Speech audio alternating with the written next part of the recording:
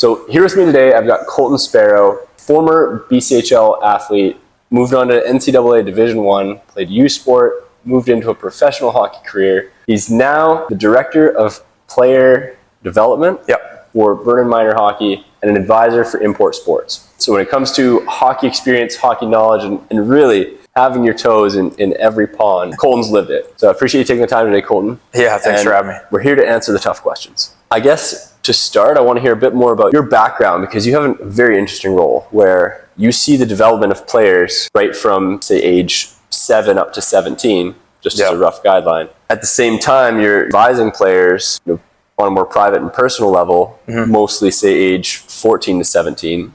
How do you find your experience crosses over between the two? What do you take from each? That's a great question. I've really learned a lot from working with the younger age groups in this new role as director of player development for Vernon Minor Hockey. You see the grassroots of it. It almost takes you back a little bit to your own, like, growing up and just enjoying hockey. I think, what I've learned is the game at the grassroots level, it's just about getting the players to fall in love with it, learn the joy of it, make sure they're having a good time, because I think at the end of the day, they're going to get the most development when they're hungry to get back to the rink and get on the ice and all those kinds of things. I think development in Canada it's changed a lot. We've worked backwards a little bit in some areas in developing athletes and really focusing on like the 1%. Whereas in my role, I get to see everything. I get to see rec level to elite level, everything, right? And I get to see the development throughout the year. I really find if it's a good atmosphere that you're creating for the athletes, the development's huge. Whether they're starting at a rec league level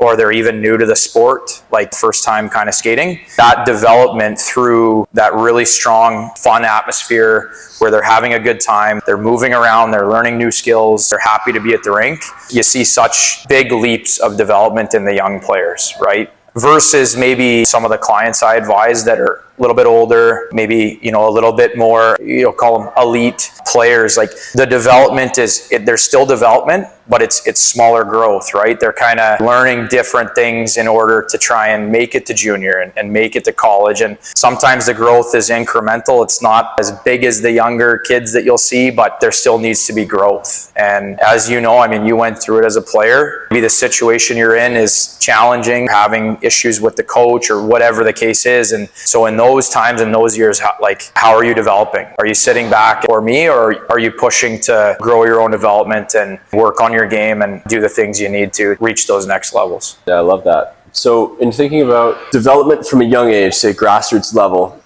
prioritizing fun into that transition where you're working on very, very nuanced skills to make the higher levels.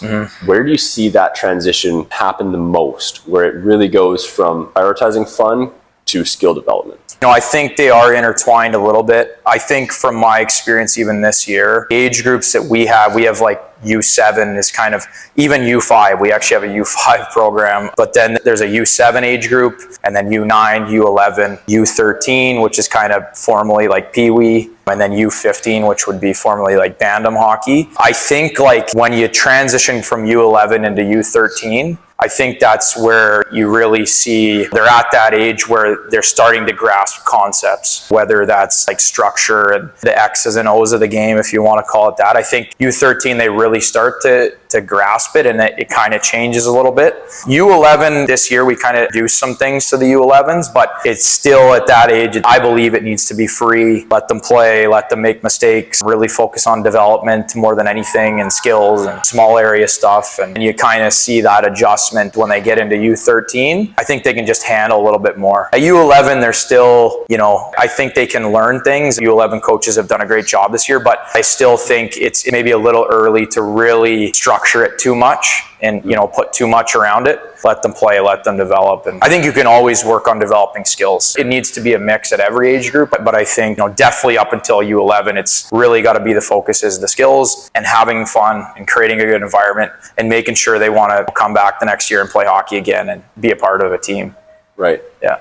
So then when you say in terms of development Canada taking a step back, what more do you mean by that? Is it like fun's been taken away, or help me understand that? I just think we've really, Canada, in my opinion, we've really made the game so much about a business now. And there's so many different outlets and spring hockey and this and development and all that. And we've made it really overwhelming for players and families to really, am I doing enough? Am I not doing enough? Do I need to do more? We've just created a bit of a monster in a way, a lot of different paths and a lot of different ways to do it. And sometimes a different path could maybe benefit a player or a family if it makes sense for them. But I think a lot of the times it just, I don't want to say waters down things, but it just causes a lot of, like I say, like almost confusion for the athletes. I go back to even like when I went through the process, and not to say that it was perfect then, but I feel like you and I had a little bit more of a path paved for us a little bit, or at least, you know, we had an idea of where we were heading and what we were trying to get to. Say in that 10-year span, what were some of the key changes that affected that? There's been some great things that have come out of some of the private hockey,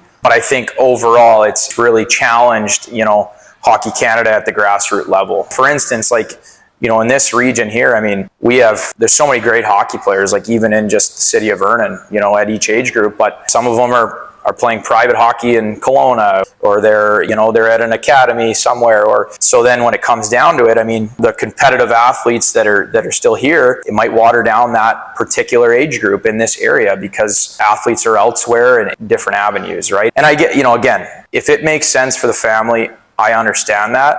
But I think for the overall game, it really doesn't put us best on best in a lot of situations, if that makes sense. There are so many best paths. That's right. It might look like it helps the individual athlete, but I really think it might actually hurt us in the big picture. If you look at Canada right now, and I still think we're a great country to play hockey, but are we taking best on best away from our athletes at a young age, right? Because we're creating too many different paths and avenues. Right. There is no true stage at the minor hockey level where you do compete, right? Because now even, you would know this better than I would, but I remember growing up, it was like Kibit. Like if you were playing in Kibit, like that was, or Kimmit, whichever one, that was like the tournament to play in. Like 100%. Regardless, like I would say that was ranked higher than provincials. Yeah. Right. So now, do we have something similar to that, or has that really gone away? I think the tournament's still active for sure. But again, like the best teams there, I don't necessarily know that answer. I think it's still a great competitive tournament. But like I say, we've changed the game so much that, like you say, I think it's harder to create best on best scenarios with all these different leagues. Because you're on both sides of it. Like you are on really like the public side and the private side. Yep. Now, if you could reconstruct it, rebuild it without the flaws, what would be your first 3 steps to rebuild it? That's a good question right there. It's really hard to say, especially with private hockey and how they've really established themselves. Even the academy world, which has done a great job. I mean, there's so many jobs and guys that have jobs in the academy world. But again, it's how to recreate the best on best. And I always go back to like my experience of going through minor hockey. I'll never forget when I tried out your first year of midget hockey, right? So back then it was called Major Midget, like the Okanagan Rocket program. Yeah. I remember almost 300 kids that tried out for that team. You had the best athletes from Vernon, Kelowna, Penticton, like the whole region, and everyone wanted to make that team. You know, and if you didn't make it, you probably played midget AAA hockey in your association, and that was kind of it. I mean, the academies were just kind of starting to come, and POE and OHA was coming into the picture, and those were avenues. Could we wipe it all down and start over? I don't think so, and maybe that wouldn't be the right way to do it anyways, but I would like to see more situations where you really have kids competing for those like spots that were sought after. I remember just wanting to make those teams so bad, and even the process of not making that team can help athletes. Funny story, like I got cut from that team that year. So my first year midget, I went there, tried out. I think I made it to the top 30, and they cut it down to, I think it was 20 or 21 or whatever it was. And I got released. I was, you know, in that last few. I remember that being a huge moment in my career as far as like, I was right there and I didn't get it. But there was like a fire that came from that and a drive to get myself ready to make that team the following September. And I remember coming back to Vernon and playing midget AAA in town here with a bunch of friends, and it was great. And interestingly enough, I think I got a lot of good bounces in my career. I think that's part of it. The team and the Okanagan Rocket team had a player with a season-ending injury, essentially, a forward that was a left shot, played my position.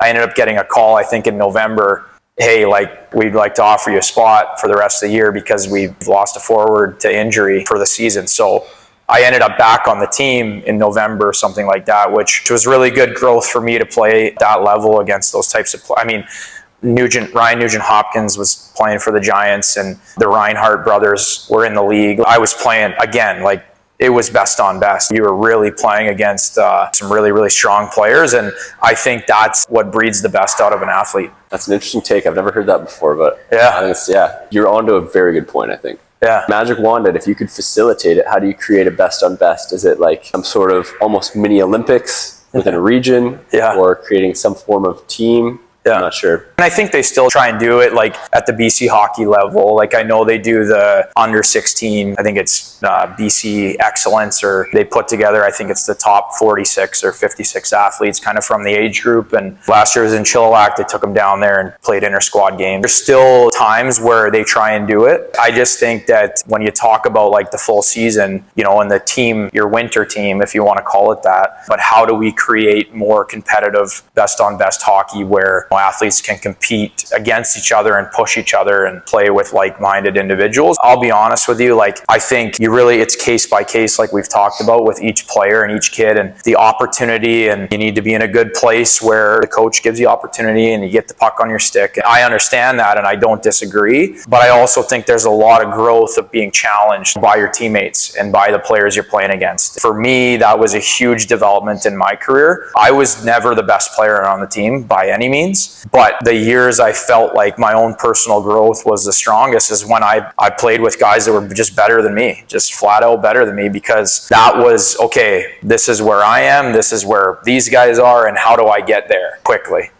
So there's a lot to be said about that in development, you know, being challenged as an athlete. A lot more athletes will rise to the occasion than you'd think. Yeah, because I mean, you even see it at a world stage as well. Like obviously this year with the Olympics, that's top of mind for many people in terms of best on best. Yeah. Stanley Cup Finals is another example. Yeah. But even building back from that, like the recent introduction of the Four Nations tournament, that might as well have been Stanley Cup Finals game. Yeah. That was unbelievable. So facilitating that at a younger age group, I think would be a really interesting idea. Totally. I wanted to pivot a little bit into the advising side of things though, because I've been very excited for this meeting. I've been wrestling with attention and I've saved it for this for months. I'm pretty open about my stance on being typically anti-advisor. Yep. I have a lot of respect for you, you know, as a friend, from your experience, your character, you know, the positions you hold within the hockey industry, and I've been in tension with that. Yeah. Now, you know, coming from the internet world, advisors typically don't have the best reputations. Yeah. Right. But then I look at the one advisor that I do know, I know well, and I have a lot of respect for. Help me understand, maybe to the parents who've only really like scrolled the online forums, who've gone through the Facebook groups, what type of player, how old of a player, what are some key considerations that families should be making when they're considering an advisor? You know, it's funny because I'm obviously in the business, but I don't go ahead and say that every athlete or every family needs one. To be honest, when I went through it myself as a player, I never had an advisor until far later in my career when I felt like I needed one in order to make a proper decision on what I wanted to do. I think it's really based on the family and the athlete and their needs. What I will say is, like, I think a good advisor can really add value, whether that's the body of work, maybe behind the scenes that can be happening for the athlete, whether it's having conversations with GMs in certain leagues that you think this athlete would probably excel in or could be ready for, or even just getting the feedback from those people on where they think that athlete is and maybe relaying that message. I think that's a big part of it. The athlete might think that they're at a certain level and maybe they're just not. That feedback, I think, is valuable. Maybe there's certain areas of their game that need to improve for them to be sought after by certain leagues and certain GMs that maybe the advisor is speaking to. I think there's a lot of value on the back end that you can get because that information is not always readily available.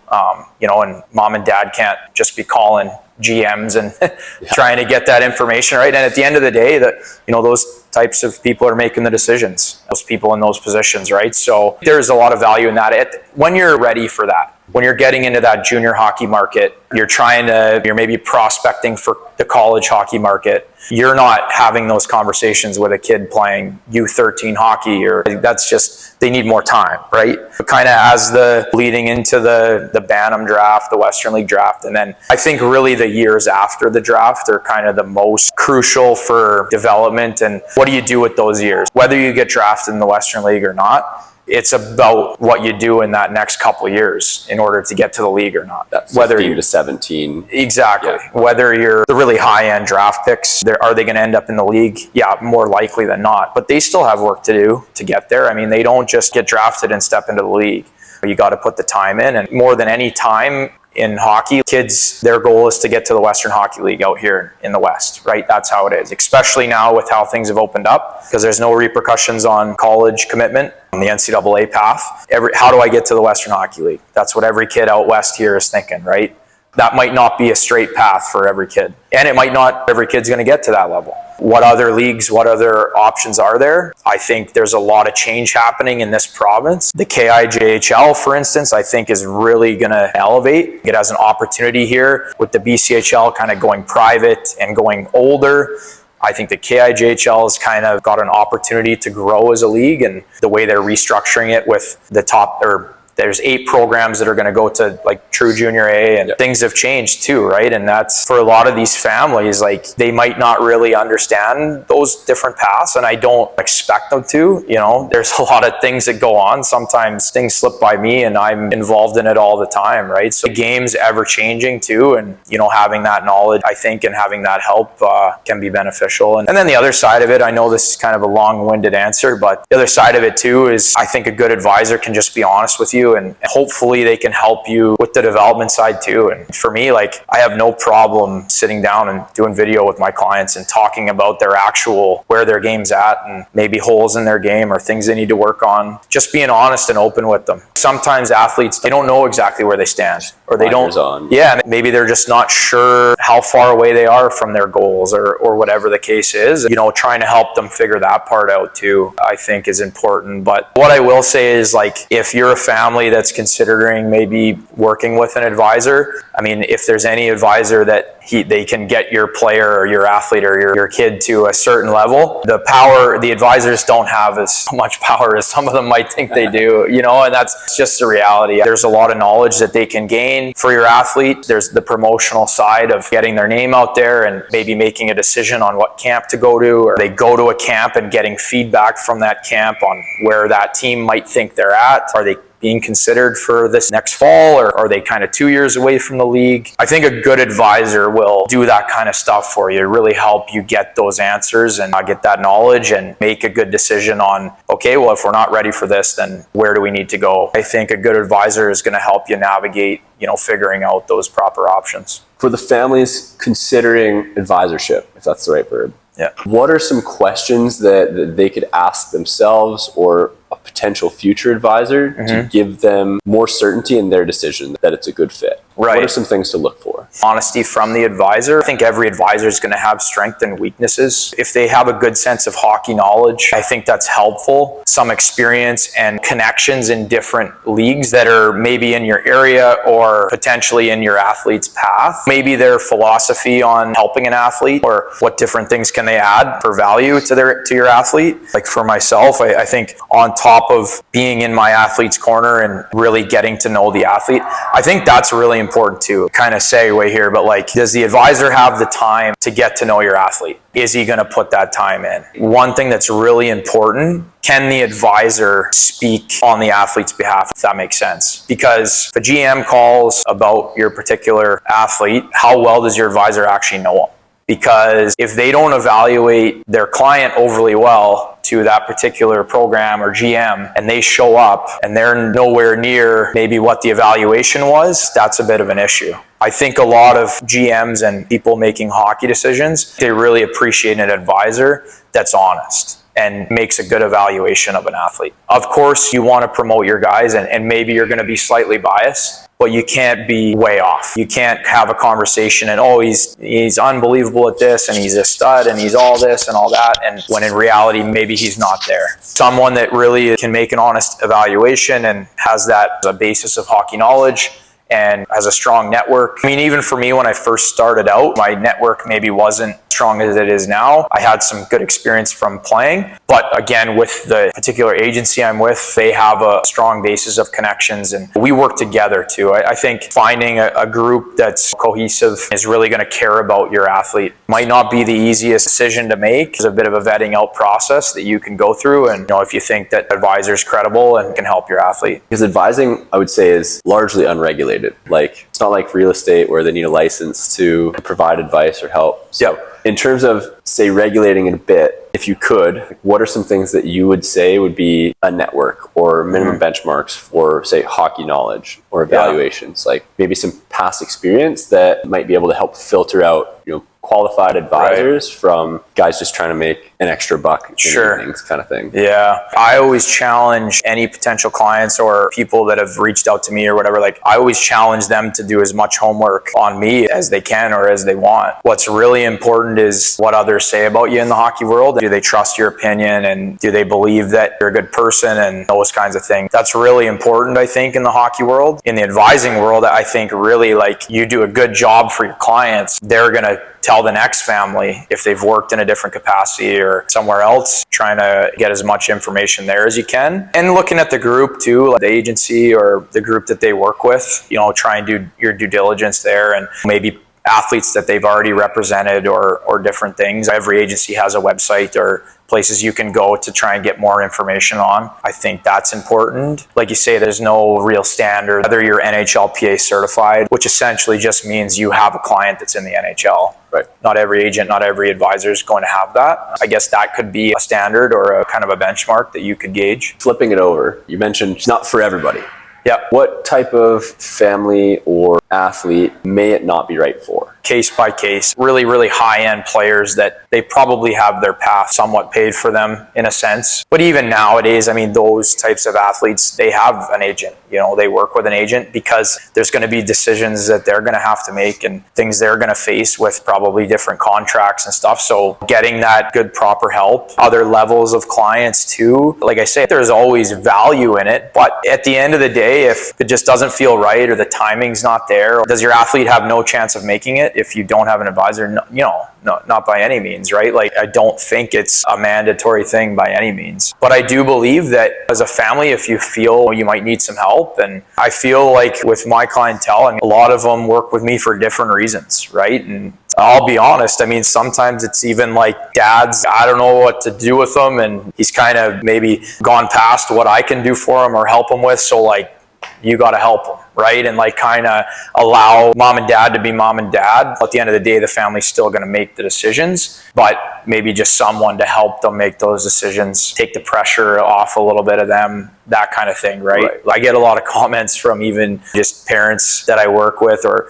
dads in particular, I think, sometimes moms too, but it's like, we really love having you because it just takes some of the pressure off us a little bit. Like, honestly, I can appreciate the way this game is now. These families, they would all do it over again, but they invest a lot into their kids, right? And they invest a lot, like time, money, energy, sometimes the security of having a little bit of help in these decisions and navigating this journey can be beneficial for them, right? Because at the end of the day, for parents, I think it should be enjoyable. You want it to be enjoyable the best you can. I know there's so much invested in it, but like, be mom and dad, cheer them on, get to enjoy it, right? If it's always pressure and stress and it's just all the time, I think it takes away from the sport. At the end of the day, it's a fun game and it's a lot of fun years for these families, and it should be, right? Yeah. And it bleeds over too. Like, you see the parents' energy filters into the kids so often. Yeah. When you think of, your energy, or you're the average of the people you spend, 5 people you spend the most time with, it's like, well, when you're a teenager, most likely like 2 of those people are your parents. So they're always like stressed out, like white knuckling, not enjoying themselves, overthinking. It's like very hard to have a player show up and be like, hey, I'm cool, calm, collected, confident. Like, let's go play, right? It's totally. Like, there's going to be some games, but consistently makes it tough if your parents aren't bought in and enjoying themselves. Yeah, I couldn't agree more. I just think it's so important to just be mom and dad. you know, the best you can. Like, I have a lot of appreciation for my parents and my dad in particular. He didn't put a whole bunch of unneeded pressure on me, and he had an expectation that I'd put my time and work in because he was putting money into it, but he just came and enjoyed the games, and that was it. Right. And I think there's a lot of value in that. Similar philosophy from my parents, actually. My mom, the words that always ring true for me is just like, I don't care what happens, as long as you still enjoy the game when you decide it's over. Yeah. Like 100%. Having that in the back of my head, I was like, okay, am I still enjoying this? I was like, yep, keep going. Allows you to be you. You're the athlete. You got to make the decisions, you know, and I think parents can give you great guidance, but at the end of the day, it's the kid has to enjoy the game, want to go back to the rink and want to be a part of it. And that will push him further, or him or her, that will push them further than anything else. Yeah, I appreciate that. Wrapping up pretty quick here, I want to give you one more sort of technical question.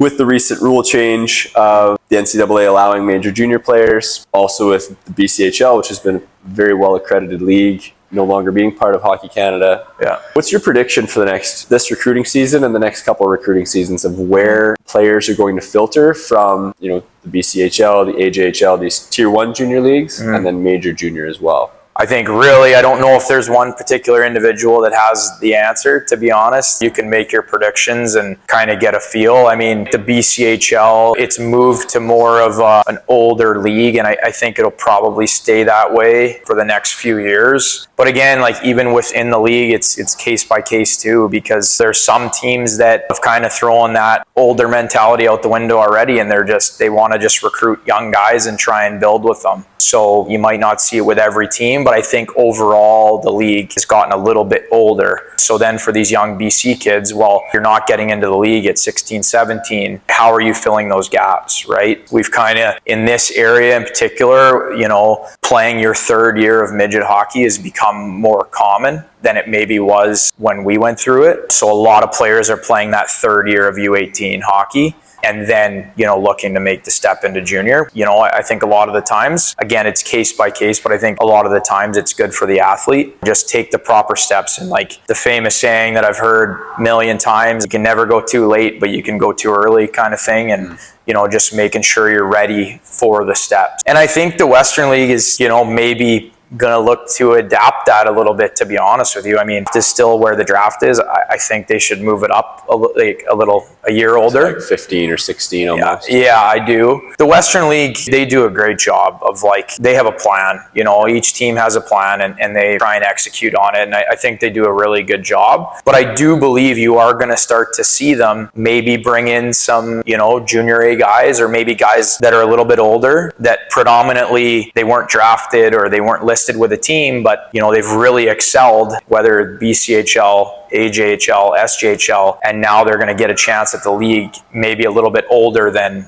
before, right? They're going to step in at 17, 18, 19, and it's really like a fluent thing, and I don't know an exact formula to it yet. My opinion, it used to take a lot more younger guys to camp just to get them kind of a feel. Yep. Whereas now with the doors opening, they might take a chance on a little bit older of a prospect. Some kids, instead of playing their third year U18, and I know academy hockey wouldn't want to hear me say this, but you know, maybe it is the right thing for a third year midget player to go and play a year in the KIJHL. At the end of the day, it's what your athlete puts into it, but you want them in a good environment that gives them the best chance to get the most out of that experience. But everybody's got a path. It's just about navigating it and getting the most out of it. I want to pause on that because I think you brought up a really good point where we used to have a very hard forked decision at 15, 16 of whether you were going to pursue major junior or not. Whereas you can almost buy a couple of years of development, whether that's in junior or not, tier 1 junior, I mean. Yep. Right. And then pivot into a path. Yep. But then at the same time, it's like top end of the team might start to disappear as well for the guys that say, no, I'm ready for Div 1. I'm going to do that when I'm 18. So I'm not graduating when I'm 25. I can graduate at 22, right? So yeah, a lot more movement in junior hockey than there used to be. Yeah. Right? Like Western Hockey League kind of dictates the movement a little bit. Of course. And then there's a bit of a trickle down. But you've seen guys go from the BCHL into the Western Hockey League this year. And you've seen some even come out of the Western Hockey League and into the BCHL, that's always been the case, but you've probably seen a little bit more movement this year than other years. And same with the Alberta Junior Hockey League, players going kind of up and down, and they're really trying to build that kind of path. The Alberta Junior League has kind of tried to get on board with the Western Hockey League, that if their prospects aren't quite ready, for the Western Hockey League, well, then they can find a home out west in particular. I think they're trying to build the best path for the athletes. I think that's the goal of Hockey Canada. It's ever changing for sure, but I think it'll start to sort itself out in the next couple of years. Yeah, definitely. So to bring it all the way back to the beginning, I think that maybe even now with the changes from NCAA to major junior, we have more opportunity for best on best at the major junior level. Every young kid now, it's like, how do I get to major junior? How do I get to the Western Hockey League? And that's changed a little bit, because quite a while there, like if you got into junior A hockey and you started to kind of pursue the NCAA market, you at least kind of changed your thought process, and you weren't really looking to go to the Western Hockey League, you were looking to go to the NCAA. Well, now, West here, I mean, that's really, I think, what you're striving for, to get the most eyes on you and get the best experience, the best development. I was lucky enough to play in the NCAA. It's a phenomenal experience, and the development of the athlete will be as strong as we've ever seen. Yeah, I love it. Yeah. Colton Sparrow, everyone. Thank you for your time. Thanks, Kenny. Appreciate it. Where can people find you? You can go to importsports.com, just our agency's website. All my information's there, under basically the advisors tab. You could reach out to me. I just appreciate taking the time and really dive into, just hockey in general and making athletes better, which is the business that we're both in. Awesome, man. Thanks so much. Yeah. Thanks, buddy. Appreciate it. Yeah. No, it's good.